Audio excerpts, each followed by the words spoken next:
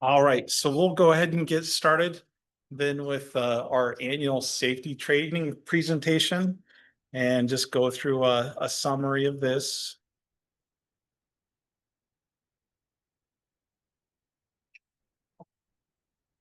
And so first off, the general overall for the ME lab coordination involves a number of individuals.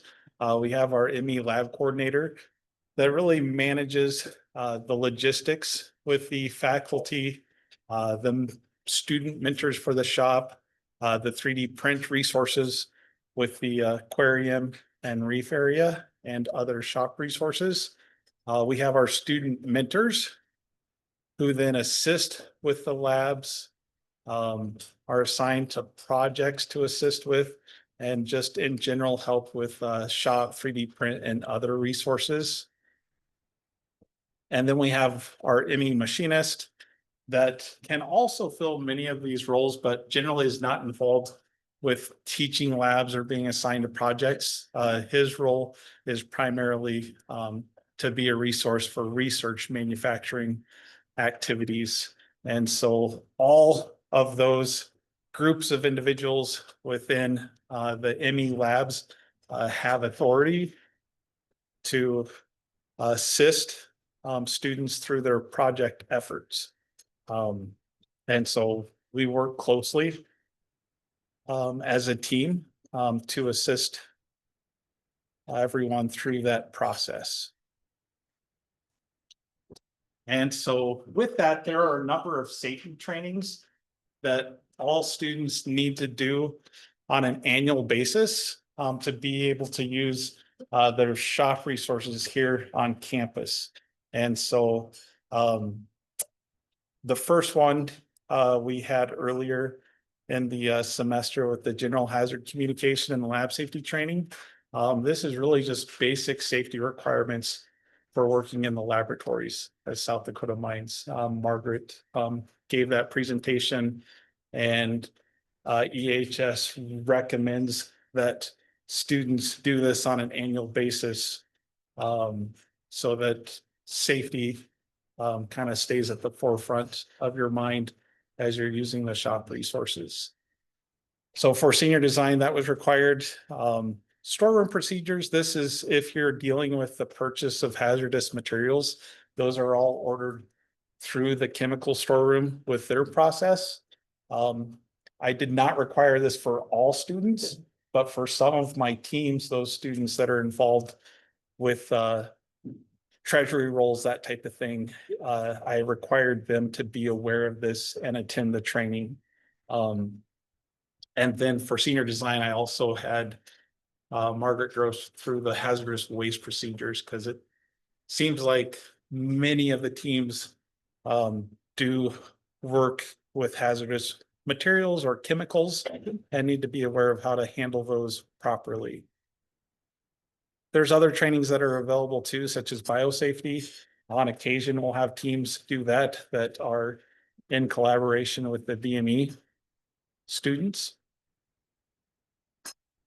But the general hazard communication, lab safety training, that's just a fundamental thing that is required to use the shop resources. And then the others are kind of dependent on the particular class. And I just felt hazardous waste procedures, from what I've seen, many of the teams deal with that. So it's good to have everybody go through that one. And so that just gives you kind of the general go ahead to be qualified to potentially use shop resources. For specific labs, then there's additional requirements that is then dependent upon each lab. So if we look at the labs in the mechanical engineering department here, there's multiple things that need to happen. On each academic year, you have to complete a waiver and release form, along with mandatory in-person equipment training and documentation of that with the lab coordinator. And so this annual safety training really gives you kind of a tier 1 level access to basic equipment. The lab coordinator is going to have additional trainings if you want to use electric equipment. And then a tier 3 if you want to use more uh, complicated electric equipment that has more hazards associated with them. And so as we progress through the academic year, we'll give more details on the additional training to get to the tier 2 and the tier 3 level authorization. But when using the equipment in the lab spaces, you always have to have at least 2 authorized individuals present at any given time to use the lab. This is also under the supervision of our staff and or student mentor to oversee that student work being completed. And so it could technically just be one student and mentor that are working together. That's perfectly fine. Or it could be a small group of students with a student mentor, lab coordinator overseeing that. With the projects that you're doing, you do have to get approval of equipment use for each project, including having a detailed print of the item that you're manufacturing. And so everything that goes through the shop has to have a mechanical print that's dimensioned so that can be approved.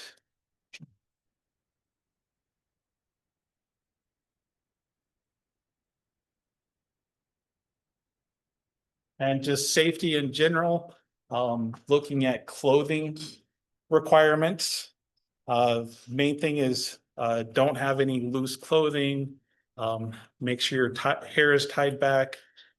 Do not have any dangling jewelry that can get caught in equipment. So remove your watches, rings, things like that.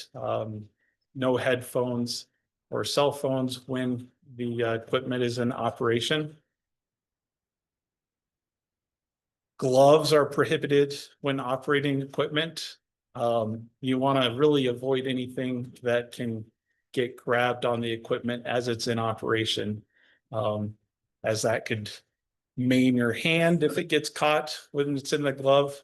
But your hand is attached to your arm too, and if it pulls your body into equipment, really bad things can happen. So safety first and foremost, looking at proper clothing. With that, it needs to be either cotton clothing or fire resistant clothing. It can't be polyester. That type of material can melt to your flesh, which is not a pleasant thing. So wear cotton or fire resistant clothing. Only long pants or jeans are permitted. No shorts, skirts allowed. Again, for the same reason of protecting your skin. And then for shoes, make sure you have closed-toed, non-slip shoes to be worn at all times. If you are dealing with heavy items, then steel-toed boots are recommended in those cases. Most of the projects that I see don't require that, but if you do have excessive items with weight, you might have to go to the steel-toed shoes. Always wear your proper personal protective equipment, your PPE, when you're in the shop areas. That means just wearing your safety glasses at all times, even if you're not currently doing any manufacturing operations yourself. If others are in the lab area, things can fly long distances. And so you want to have your safety glasses on when you're in the lab environment, just in case something else happens. I have a good example of this from a few years ago. We were just using a Dremel tool for making cuts on a fiberglass tube. And they do have those little brittle spin-off wheels that break constantly. So you want to wear safety glasses all the time for that. But this particular student was using one of those more rigid cutoff wheels with the Dremel, and he had safety glasses on the top of the bill of his cap. And they don't do you much protection there. So before he got started, I'm like, probably want to wear your safety glasses instead of having them on your cap. I'm like, I've never had one of those rigid cutoff wheels come apart before, but you never know. And so put the safety glasses on. 5 minutes later, the thing broke off and hit him right in the face and the safety glasses. And so that was a good thing. He was wearing those at the time. And so safety glasses were those at all times in the lab. Hearing protection is required if you're in a location that's experiencing greater than 85 decibels. When using the woodworking equipment, make sure the dust extractor is turned on. Oftentimes, many of the applications, when you're looking at a safety data sheet, just requires like a dust protection covering, which is a little bit easier to use.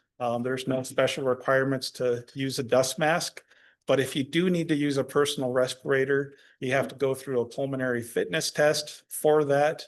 Oftentimes too, with a personal respirator, you're not allowed to have facial hair to be able to wear one of those properly. And so we have one of the teams that participates in a NASA competition. They have been asked to remove their facial hair to be able to wear the proper mask for that competition. Machine use and maintenance, just make sure the machine tables, latheways, and lathe heads always remain clear and free of items and debris, just to make sure it'll operate properly and there's not items that are in your way. When you're cleaning and clearing chips, make sure to use brushes, pliers, and or material handling gloves to clear the chips. Never use your bare hands because that is very sharp and can easily cut and poke you, which isn't comfortable at all. And then just inspect the equipment before use just to make sure it's working properly. If you see something that doesn't look quite correct or you think something is damaged, just report that immediately so it can be evaluated and either identified if it's fine or if it needs to be repaired. If it does need to be repaired, there are lockout tags. Lockout tagouts that can be placed on the equipment. It would be staff that would be doing that just to indicate that it's not in operation. And so once that equipment is serviced and brought back online, then that staff individual would take the lockout tag out off just to bring that back online for use.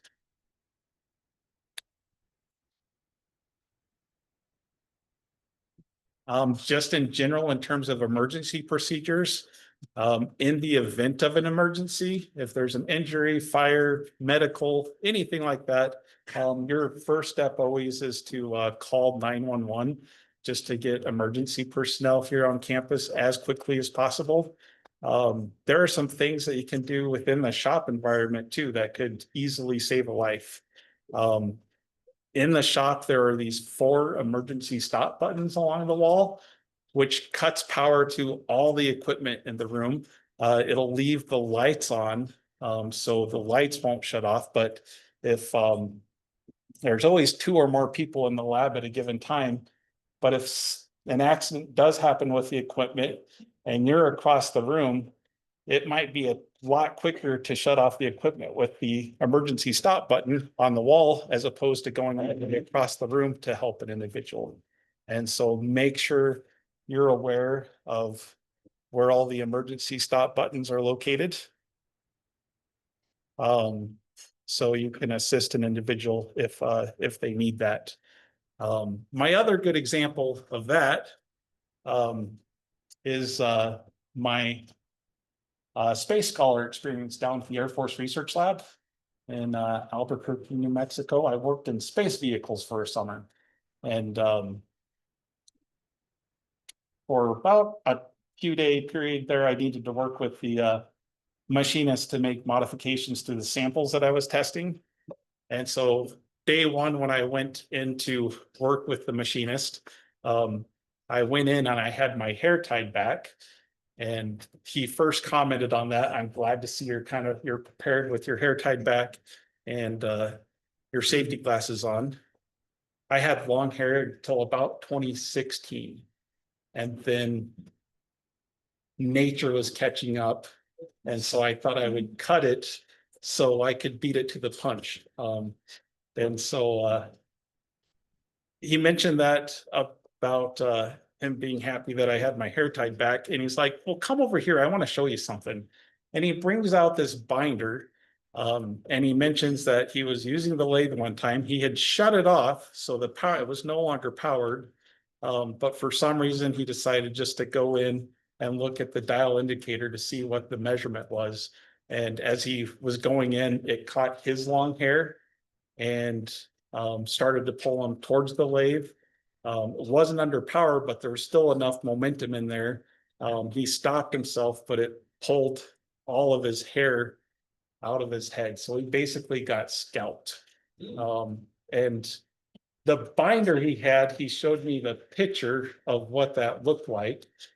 It wasn't really pretty at all.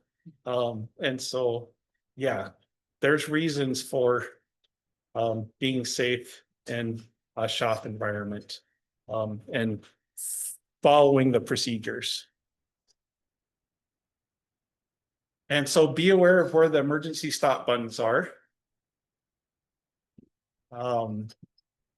Those types of situations can quickly get to a fatal situation if the machine is under power. So that's the biggest caution there. And so you could save a life with the emergency stop button.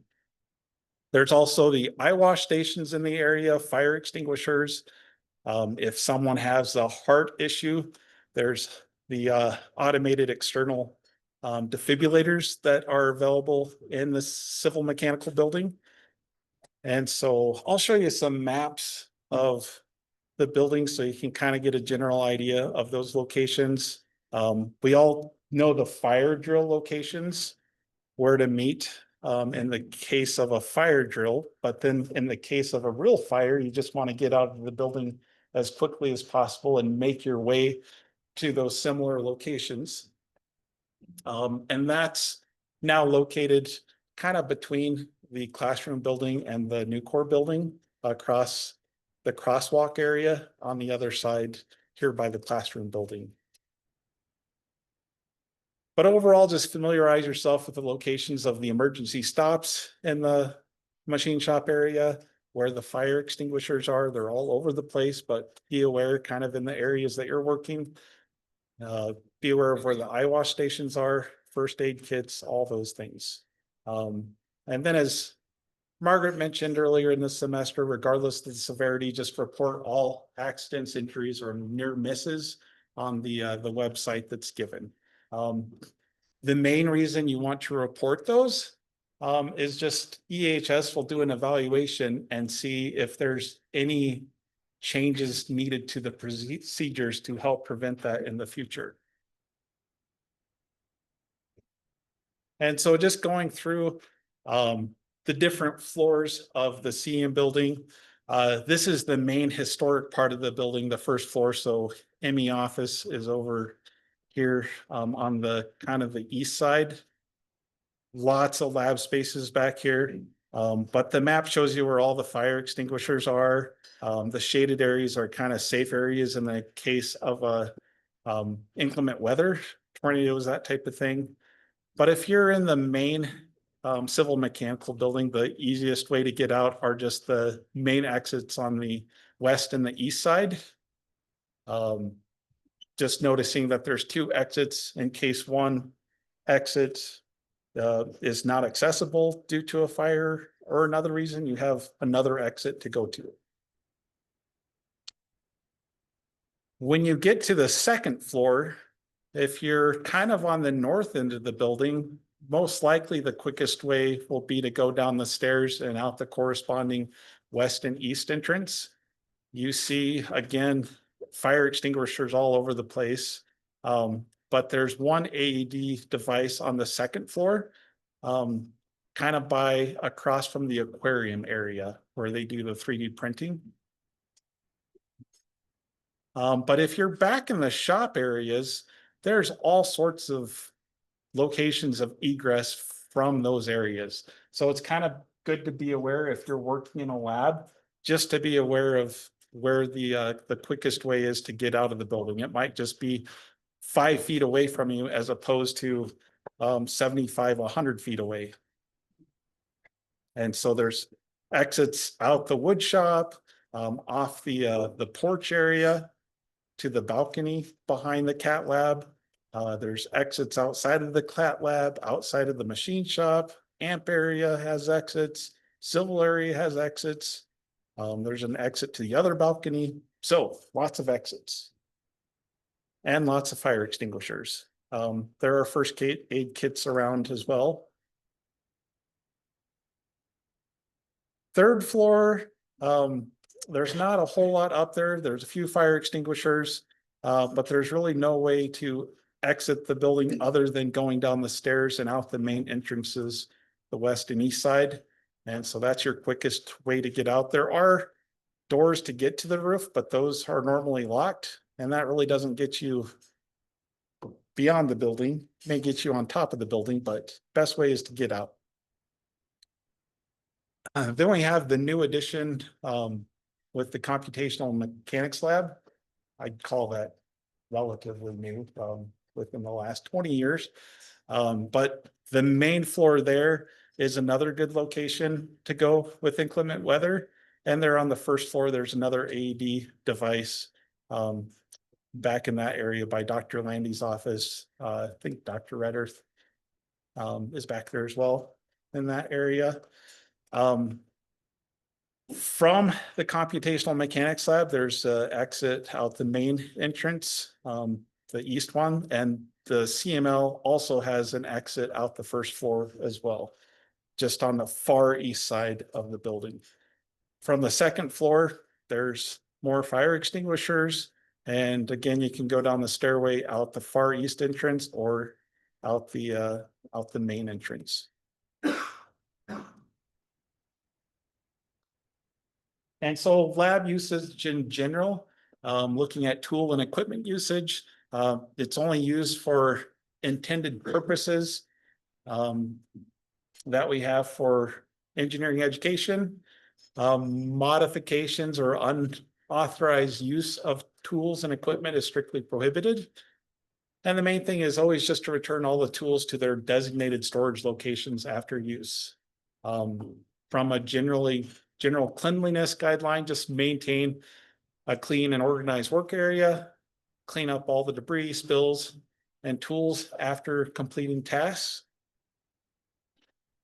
Before using the shop, just ask the manufacturing mentor, lab coordinator as well to see if there's any cleaning duties that would help keep the area functional for everybody, and then properly dispose of any hazardous materials in accordance with EHS.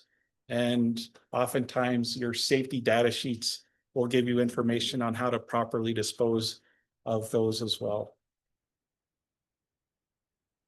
So just general housekeeping summary, just leave the machines and space clean.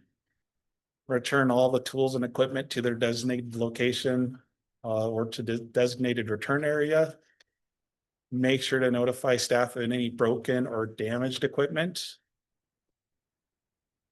For new activity, equipment storage or workspace, permission is required with the lab coordinator.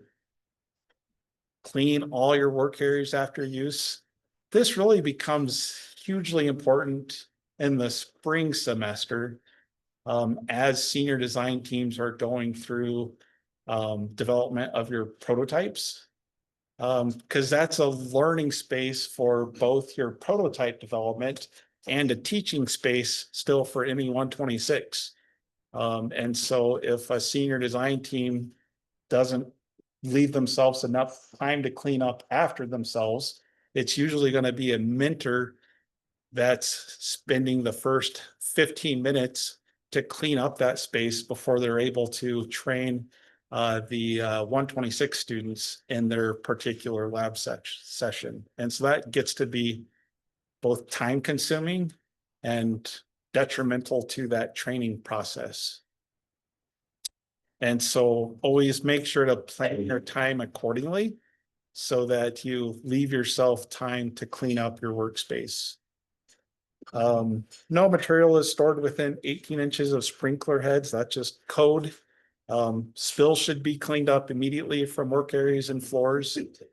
Contact campus safety, who will reach out to EHS if hazardous material cleanup is needed and you need assistance with that. When projects are done, remove all the waste parts and projects from the building. As discussed with the lab coordinator, aluminum scrap goes in the blue barrels buckets. Steel scrap goes in the black barrels and buckets. Incoming materials and equipment approval. Main thing is all chemicals, compressed gases, and equipment must follow the incoming materials process and cooperation with our building management, department management, and South Dakota Mines Environmental Health and Safety. And so all chemicals go through the chemical storeroom. They have to track that for the campus on our hazardous chemicals and other materials. Compressed gases, they go through our lab coordinator, an individual that handles those materials. And so those all have to be purchased through the proper channels. Any new equipment processes must also undergo approval and commissioning process in the cooperation with the department and South Dakota Mines EHS. Just activities, behavior, and conduct. Main thing in your shop spaces is just horseplay, argumentative, disruptive, other unsafe behavior is just not tolerated.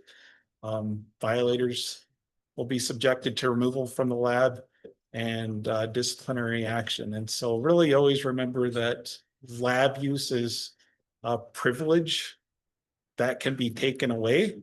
And so make sure to use those responsibly and being respectful of everyone else in that environment, being respectful of the lab coordinator, the mentors, and following the verbal and posted instructions through that.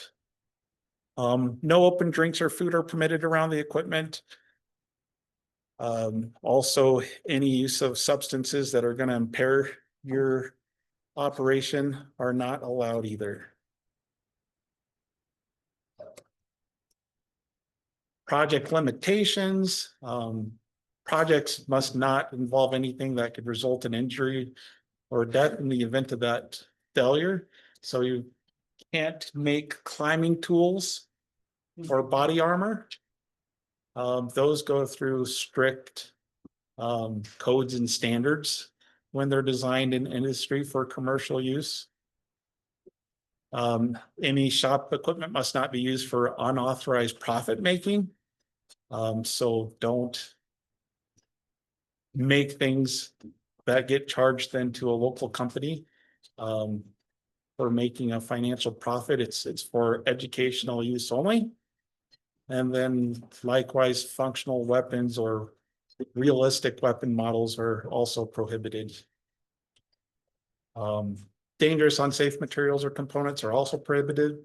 And so when we look at things, we really just have to have an approval process on different types of materials. And so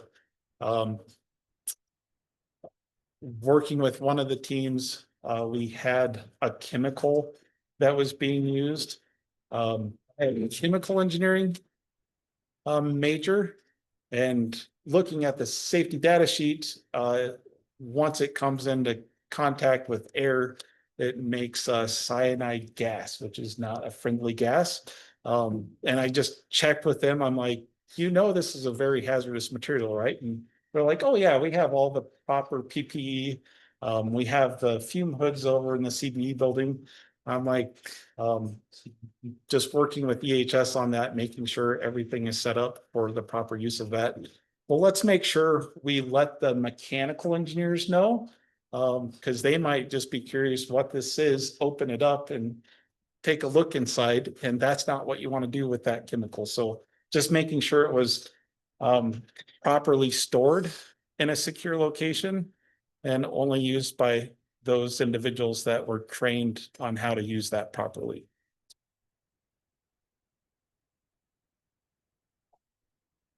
But overall, we're just looking at a culture of safety, safety responsibility. Individuals are really responsible for your own safety. You're also responsible for the safety of those that are around you. So if you are working with something and you see somebody come in that's not wearing safety glasses, just pause and say, you need to wear safety glasses. I'm kind of working on something right here. So just be aware of others that are around you. Main thing is if you see something unsafe, speak up. Let them know, let the lab coordinators know. And from the receiving side, just be gracious on that input received from others, just to make sure we're all doing things in a safe manner. Safety in the moments, if you're not sure what to do, stop and ask for help or look back at how to set that up. And so oftentimes with manufacturing equipment, probably the biggest part is doing the setup of the equipment.